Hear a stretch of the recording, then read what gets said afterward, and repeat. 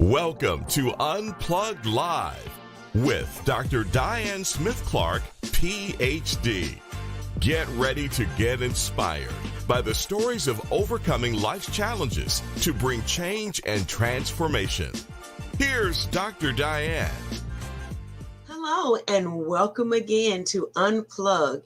I'm your host, Dr. Diane Clark, and I'm so delighted that you are here today.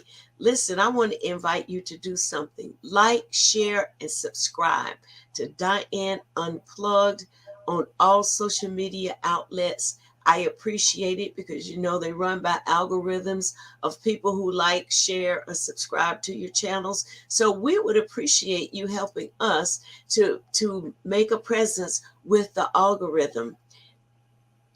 I want to invite you to a very special event that we're going to have September 30th. That's just a few short weeks from now. We're going to be doing Motown Review.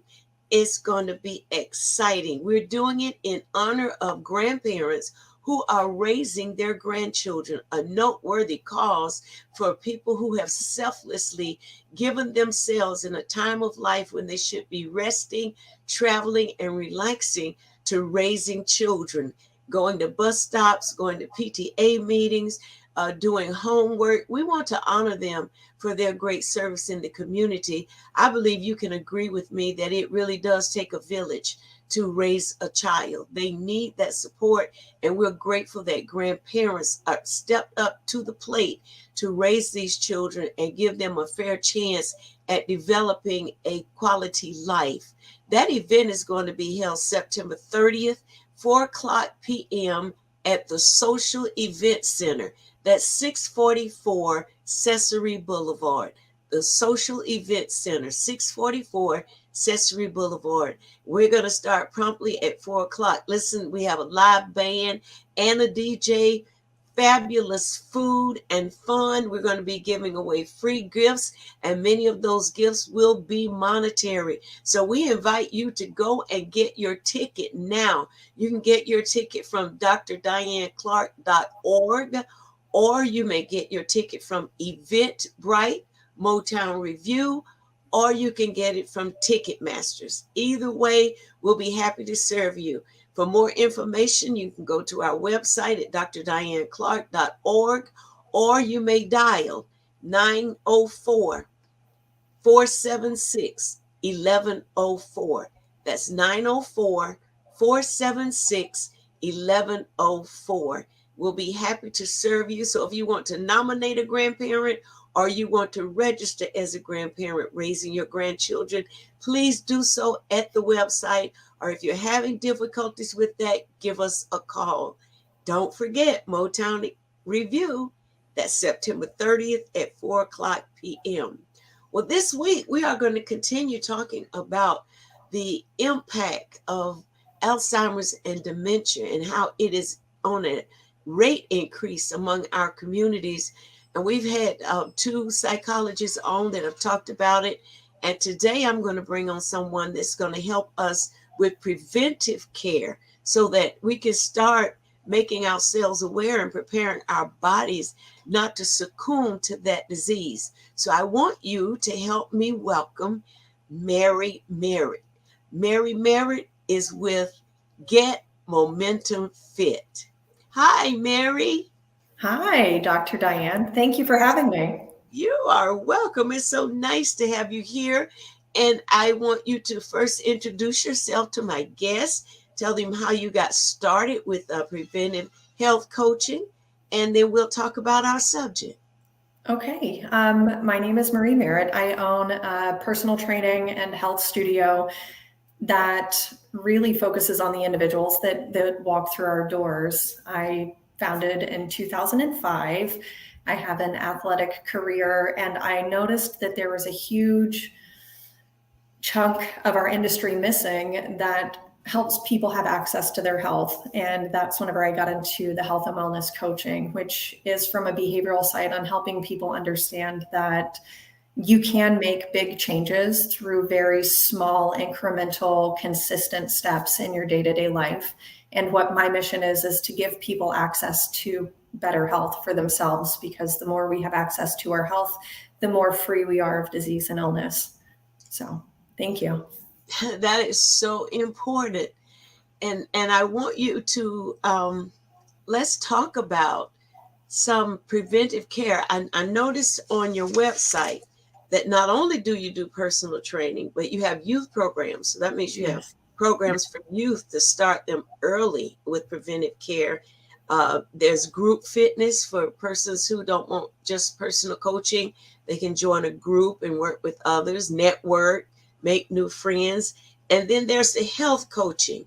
And I want you to talk about that and some preventive measures that adults can take against developing Alzheimer's and dementia.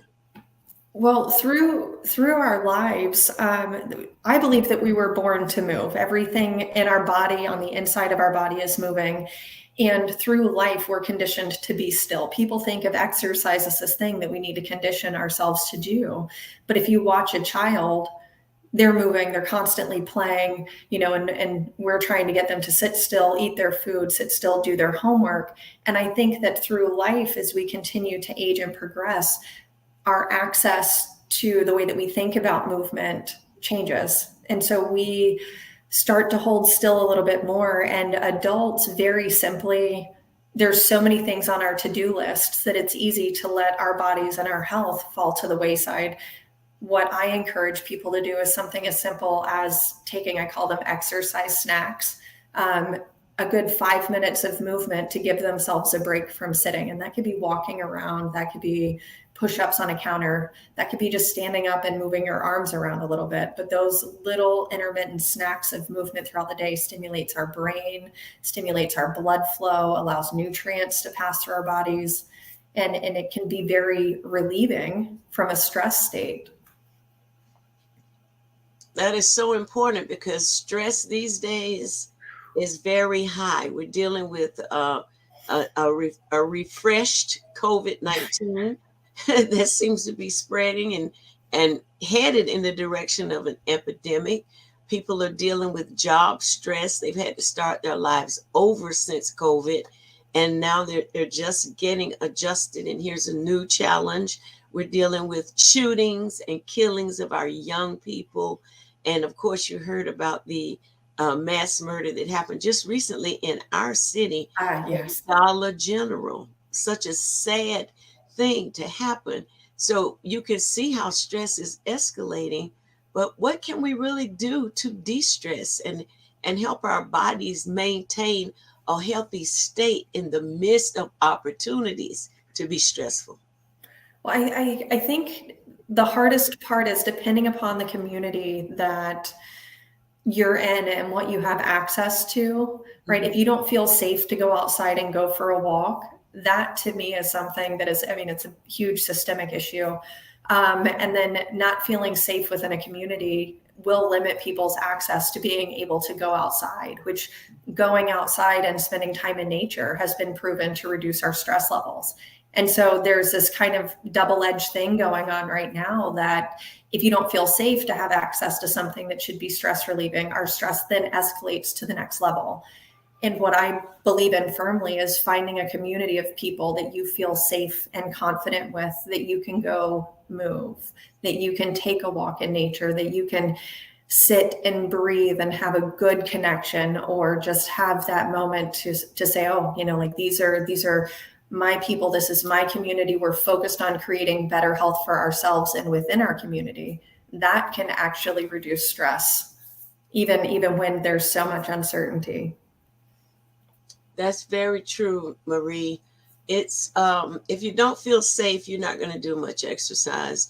Where is your center located? I know it's in Ponte Vedra. I am in Ponte Vedra Beach. I kind of haphazardly found someone who was underwater on their lease. I was young, I was 21, and I was working for somebody that my moral compass didn't align with.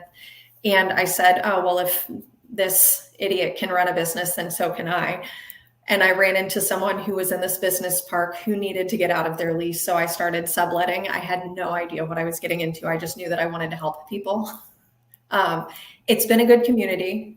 The one thing I will say is there are times that it feels isolating from larger parts of the community that need more access to their health.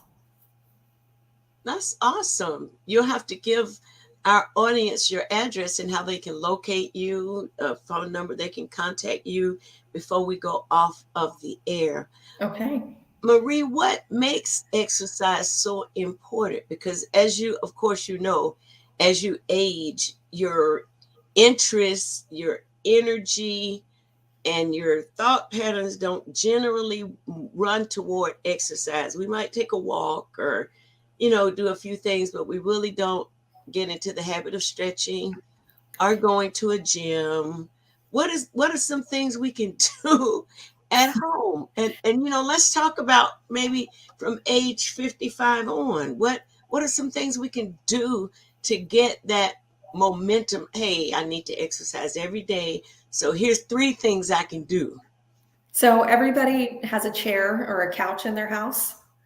So I tell people, before you go sit down and watch Netflix, I want you to sit down and stand up off of that chair or that couch 10 times.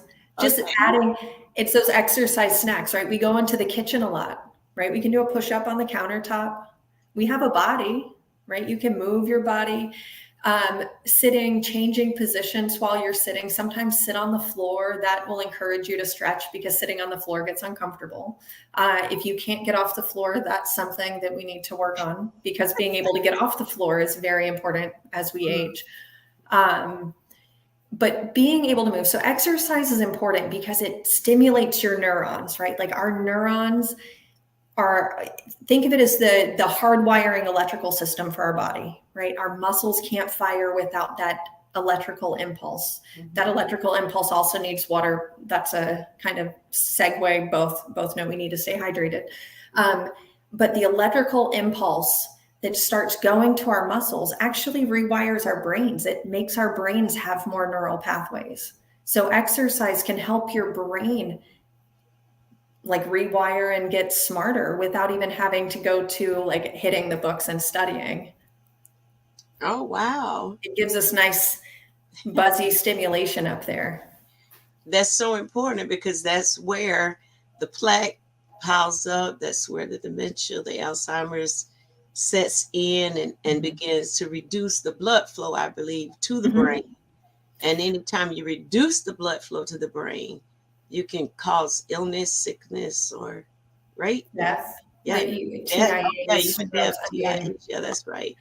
It's something that I think we start viewing, I don't know when it happens, we start viewing exercise almost as punishment, which is why I start the programs for kids, because I want them to know that you can work out, you can feel good. My job is to help people feel better whenever they walk out of my doors than whenever they came in. Right. So if people in their homes are sitting still, we're going to be more tired. The more you hold still, if I were to sit still and watch a movie, I would probably fall asleep. My body's like, I don't want to be still. But the more we're still, the more still we're going to be. And then the more tired we're going to be and the less motivated we're going to be. And motivation is a fleeting thing anyways. So being able to do something that makes you a little bit out of breath. You should be moderately uncomfortable having a conversation, but still be able to talk. That's how you know you're getting your heart rate up, because our brains, our bodies love that blood flow. Our nerves love the blood flow. And you'll actually not only see a better focus, better energy, better reduction in pain. Motion is lotion. Our bodies like to move. I know I recently had a knee replacement.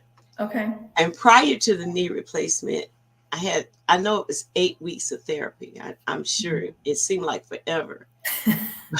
But the message every time I went to therapy was motion is lotion.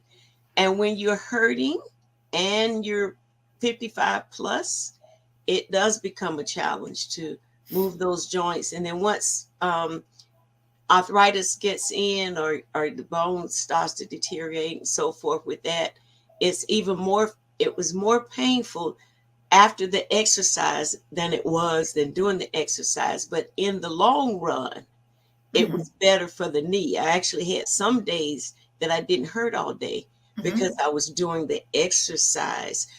Let's talk about the lack of proper blood flow that reaches to the legs and the feet. What can people do with that? How can they, what are some things they could do, like you said, from sitting or standing, or what can we do to keep that flow going in our legs? I am a big advocate for walking. I think it's one of the most underrated forms of exercise.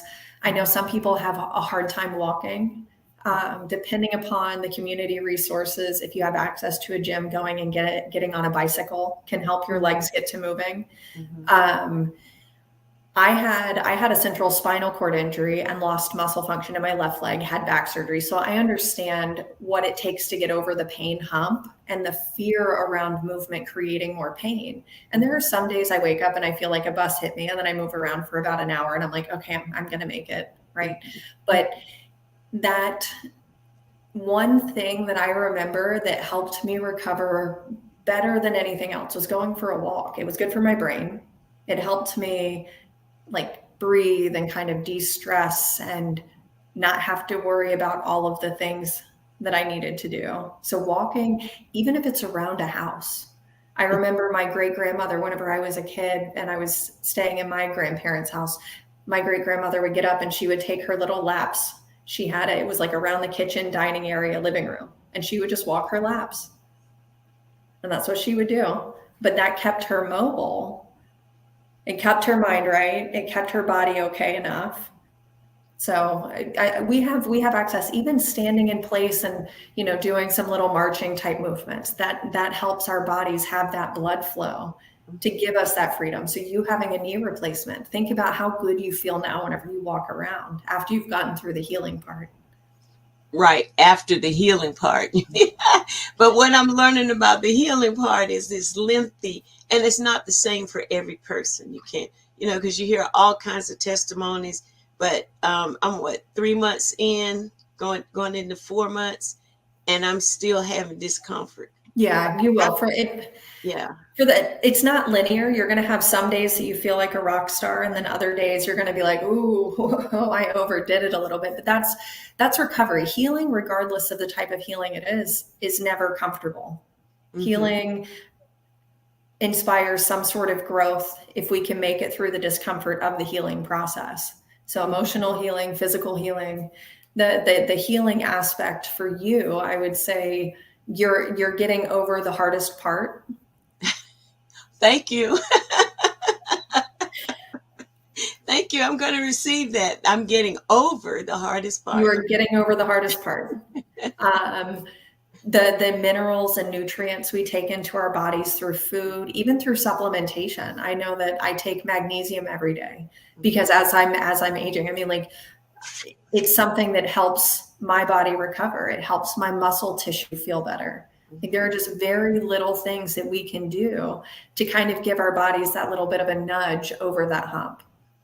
So in doing the health coaching with you, do you specialize in any particular regimen? Like some people use smoothies, some people take supplements. I myself take magnesium and calcium. Okay. Yeah.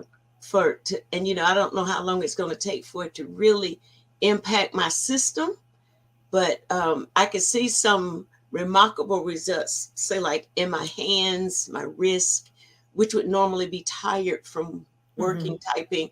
But I haven't experienced any great breakthrough. I guess because in the recovery process, and then to top that off, I fell and broke my foot on the same leg. Okay. So for punishment, I tell you. As far as the health coaching and me following a regimen, no, what my job is to talk with people, right? If we were sitting down, I would ask you to think about your wellness and health over the next 10 years and what you want to have access to. What type of movement do you want to be able to do? Is there some challenge or task, or what does your day-to-day look like in that wellness vision?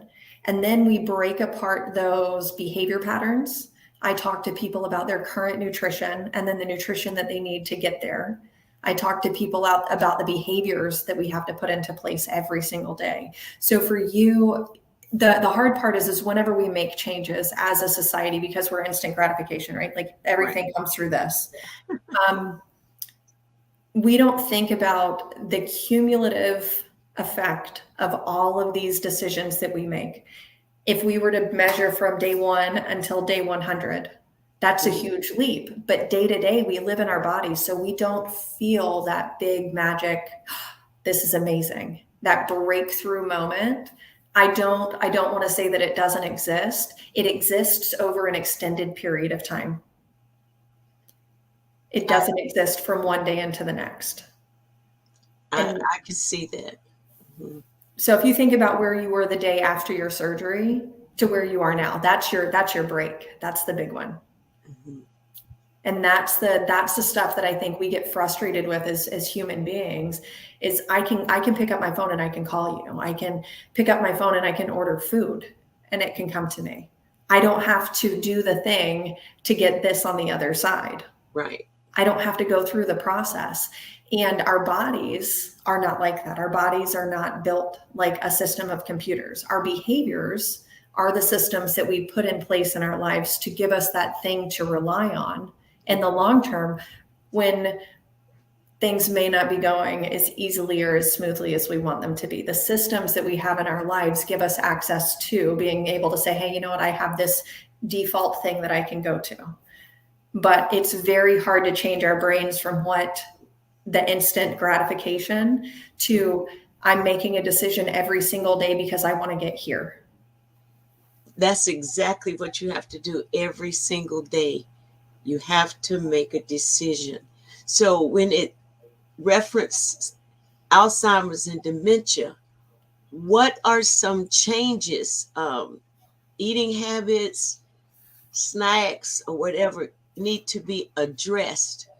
Let's say you're 55 and you're starting just a little bit of not being able to locate your keys or forgetting important things, and you just pass it off as, oh, well.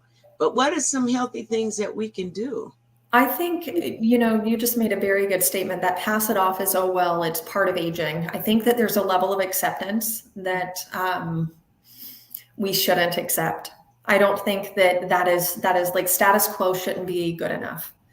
And so for us to say, I'm looking at my current nutrition, am I drinking enough water?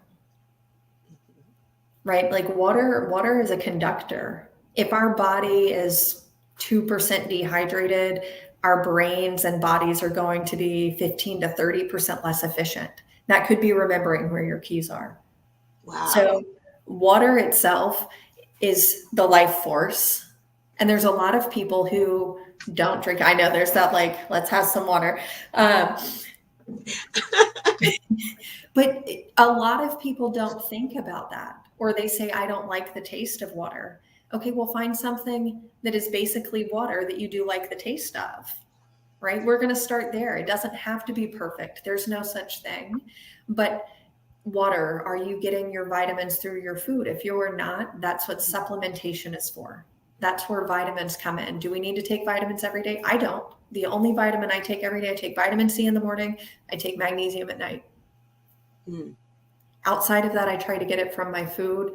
Fruits and vegetables, if people have access to them. If they're not great in a grocery store, are there farmers markets? Can you grow something? They have plenty of things that we can grow on our patios now to give us access to fruits and vegetables. Different colors have different vitamins. They have fiber. They also have water. If we look at the cell wall.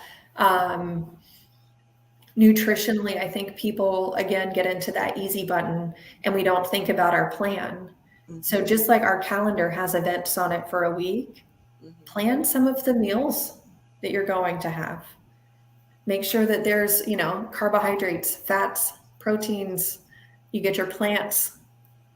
If you eat animal product, protein, right? Carbohydrates, fruits, vegetables, rice, beans, potatoes. I can go through the whole thing. I'm not a person who believes that any food is bad. I think that every food has a place. It's just a matter of what foods we're choosing and asking ourselves, how is this benefiting me? Is it mental, emotional? Because that has benefit. Or is this strictly nutritional so that I can nourish my body so that it is facilitating healing? Is it facilitating my brain development? Good omega fatty acids. If people don't like fish, then we can go and get them supplementation with omega-3s. Mm-hmm. What are some substitutes for protein? I know we know protein comes from animal products, but now they're doing something unique with meat. They're creating it. And it's challenging to eat that when you know it's been created, because you wonder now, what is that doing in your body? So I am not an advocate. I am not an advocate for the Beyond Meat type things. That's not my jam. Do you remember whenever they took butter and they made margarine? Yes. And they added a bunch of hydrogen to it. Yes. And they're like, this is fat free, and it created trans fats. Yes. I think that we're going to run into a very similar thing there. So if you want a burger, but you don't want to eat meat, and you can make it out of beans and vegetables and other things, you can make an actual veggie burger, or you can eat meat. As far as the stuff that's in the middle, that personally, not my thing. But plants, you can get protein from plants. You can get it from quinoa. You can get it from beans, any sort of legumes. Different vegetables have different types of proteins in them. You just have to eat a bit more to be able to get the protein. Or there are certain plant-based protein powders that you can add to drinks, because protein is important for your body's healing, for brain development. That's important. I know, because we're such a meat-driven culture. It's just only in the last, 15 to 18 years that people really took a realistic look at becoming vegetarians, or what they call preditarians. Well, there's vegan or pescatarian. Pescatarian. And it's only been not that long that we really start focusing on our health and what we put in our body. And when I look at we were just studying psychologically with another psychologist, the patient load dealing with dementia and Alzheimer's, and how much younger the patients are becoming now. You usually don't see it till after the 60s, sometimes into the 70s, but they've been having patients like 47, 50, 53. That's a bit early to me to start an Alzheimer's track, a dementia track. And when I was looking at your article, by the way, I like your article. I like that. And I want you to tell the audience how they can get connected to you so that they can get that email. That is really good. So my cell phone, if you want to be added to my mailing list, my cell phone number is 904-504-9894. You can text me your name and your email address and say that you want to be on our newsletter, and I can add you. If you want one from just my health coaching side, I have a website. It's mariemerrittcoaching.com. That's M-A-R-I-E, Merritt, M-E-R-R-I-T-T, coaching.com. And I have a newsletter pop up that'll say subscribe to my newsletter. I try to give people actionable tips that you can easily apply. Repeat your cell phone number again to make sure, because some people may not have had a pen or and they want to write it down. 904-504-9894. Okay, that's 904-504-9894. Listen, if you want to get a head start on being the best, healthiest, happiest person you can be, this would be a good connection for you. Even if you only sign up for the emails and you read the information that was in it, it would really benefit you tremendously. So I'm encouraging you to contact Marie. I enjoy her information, and I enjoy talking with her as well. And I want you to have the same experience that I have, because I'm determined for the balance of my time in the earth that I'm going to be a healthier, happier me. I'm going to live my life to the fullest, even if it means going to therapy and if it means getting a personal trainer. I'm going to do it because we're most accountable when we have that personal trainer in place. We really are. Yeah. My staff trains me. Okay. Right. I work out on my own, but there are times that I need somebody else because I don't want to think about it. I just want to put my head down and do the work. I also have a therapist. I meet with her every other week. It's clockwork because that's part of my health routine. And that's the thing that I'm willing to invest in because my future of health is far more important to me because I do not want a future that's full of sickness and disease. That's not something that would bring me joy. And it's so important that we look at that. As I'm speaking to my audience, if you know you're starting to decline in your health and you're experiencing more and more difficulties, whether it is digestional or skin, your skin will also tell you that there's something wrong in your body. They tell us we have to drink 8 glasses of water.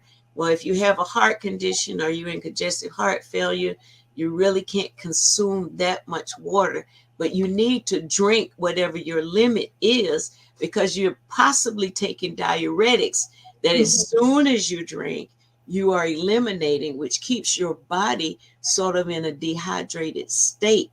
And you heard Marie say it, that affects the brain.